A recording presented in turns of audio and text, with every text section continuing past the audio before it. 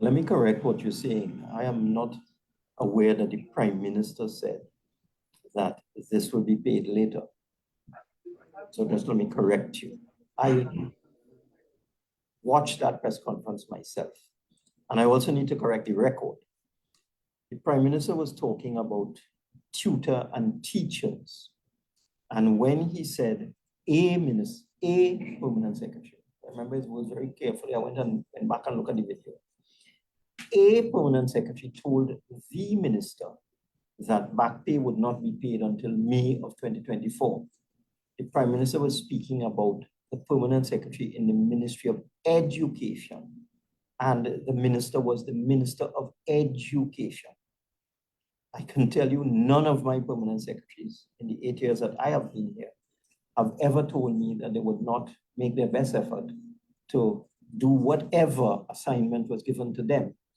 And no permanent secretary in this Ministry of Finance would ever tell me that they are not going to make good on a commitment given in the annual budget, especially since they are involved in the preparation of the budget speech and in the preparation of the estimates. So I just want to clear that up. It was not my permanent secretary, and it was not me. Okay, so let's go on now. There are two ministries involved. There is the Ministry of National Security and the Ministry of Education.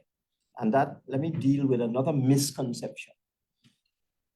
Public servants, the trade union that represents public servants, which is the Public Services Association, and the trade union that represents daily paid workers, those two trade unions have not accepted the government's offer of 4%. And since they have not accepted them, they don't fall within the definition of us paying all of the workers whose trade unions accepted the 4% by Christmas, okay? The PSA has not accepted it. So that I saw a lot of commentary about outside there from clearly mischievous people that the government has reneged on its promise to pay public servants by Christmas. That is not correct. The unions that accepted are the association representing the Defense Force, the Police Service Associations, the Fire Service Association, the Prison Service Association, and the Trinidad and Tobago Unified Teachers Association. So that in the context of the statement made in the budget, the workers that have been identified to receive the back pay by Christmas are teachers, prison officers, fire service officers, police officers, and members of the Defense Force, Army, Coast Guard, and Air Guard. Very happy to announce that the Defense Force was extremely proactive with respect to this matter.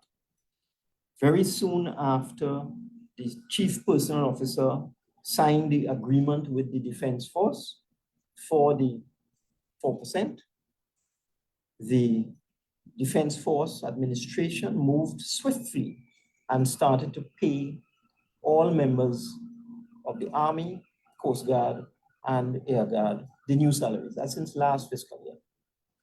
And then they moved very swiftly at the end of last financial year.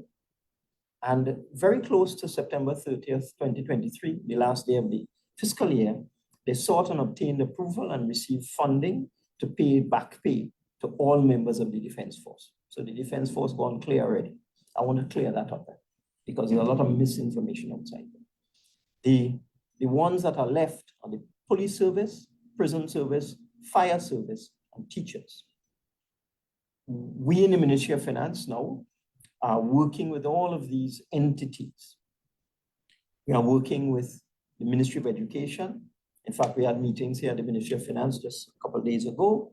They identified the additional resources that they need because the statement made by the Permanent Secretary in the Ministry of Education to his minister was based on the resources that they have at this time. Obviously, they need additional resources. So that we are working with them to provide the Ministry of Education with the additional people that they need to do the calculations, because calculations have to be done for every single worker, teacher in this case. They have to look at their payment record going back to 14, and so on, and calculate the amount of back pay that is due to them for each teacher. And then each one of those calculations has to be audited. And then a payment file is created with all 17,000 teachers. And that is sent to the Treasury so that it can be paid by Christmas of 2023. So we in finance are working with education to source the additional human resources that they need to do that.